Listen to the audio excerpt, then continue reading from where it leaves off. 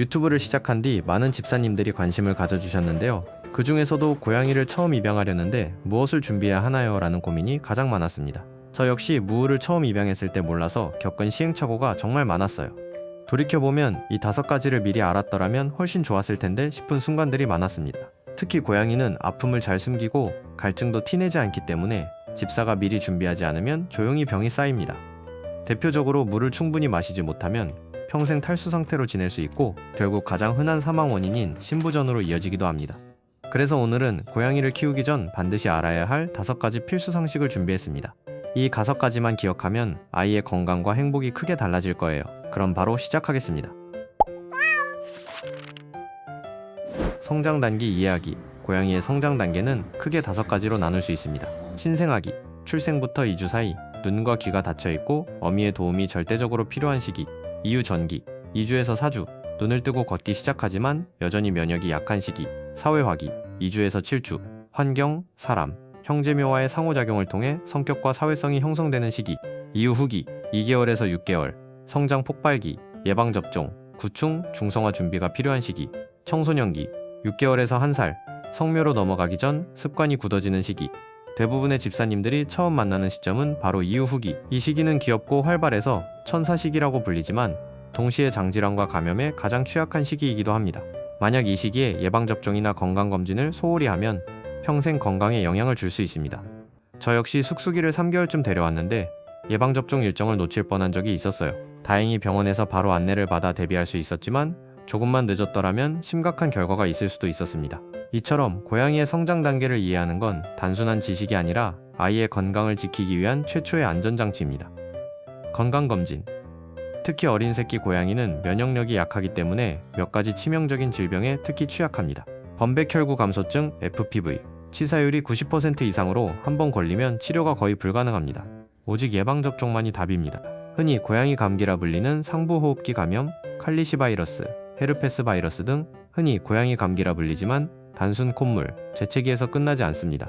방치하면 폐렴으로 악화되어 생명을 위협할 수 있습니다. 오염된 환경이나 모체 모유 전파로 발생하는 기생충 감염.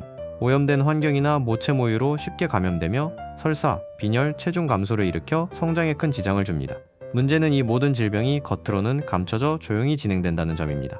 집사가 괜찮겠지 하고 넘기면 어느 순간 이미 늦은 경우가 많습니다. 따라서 입양 직후 반드시 병원에 방문해 기초건강검진, 예방접종 일정 확인, 구충제 투여를 시작해야 합니다. 이 과정은 선택이 아니라 생명을 지키기 위한 최소한의 준비입니다. 사료와 수분, 시중에는 키튼 사료, 전열형 사료, 인도어 사료 등 다양한 제품이 있습니다. 이는 단순히 종류를 나눈 게 아니라 고양이의 성장 단계와 영양 요구량에 맞춰 구분된 것인데요. 따라서 입양 전에는 우리 아이의 나이에 맞는 사료를 고르는 것이 무엇보다 중요합니다. 특히 아기 고양이에게는 반드시 키튼 전용 사료가 필요합니다. 이 시기에는 단순히 배를 채우는 것이 아니라 성장판 발달과 면역 형성에 꼭 필요한 단백질, 칼슘, 타우린 같은 영양소가 균형 있게 공급돼야 하기 때문입니다. 하지만 여기서 많은 집사님들이 놓치는 부분이 있습니다.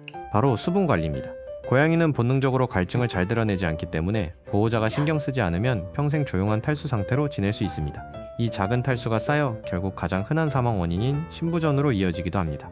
그렇다면 어떻게 해야 할까요? 물그릇은 사료 그릇과 최소 1m 이상 떨어진 곳에 두세요. 고양이는 먹이 연물을 본능적으로 피합니다. 집안 곳곳에 신선한 물을 두고 하루에 최소 한두 번은 꼭 갈아주세요. 가능하다면 습식 사료나 사료에 소량의 물을 섞어 수분 섭취를 보완하세요. 더 효과적인 방법은 자동 급수기나 분수형 급수기를 준비하는 것입니다. 흐르는 물은 고양이가 안전하다고 인식하기 때문에 음수량을 크게 늘릴 수 있습니다. 안전한 실내 환경 만들기. 혹시 집안에 끈이나 작은 장난감 조각이 굴러다니고 있지 않나요? 집사 눈에는 별거 아닌 것 같지만 고양이에겐 호기심을 자극하는 장난감처럼 보입니다. 그런데 그걸 삼키는 순간 장폐색으로 응급수술을 해야 할 수도 있어요. 전선은 또 어떨까요? 장난삼아 물어뜯다가 감전사고로 이어지기도 합니다. 깨지기 쉬운 유리그릇, 비닐봉투도 마찬가지입니다. 우리 눈에는 평범한 생활용품이지만 고양이에겐 부상과 질식 위험으로 연결될 수 있죠.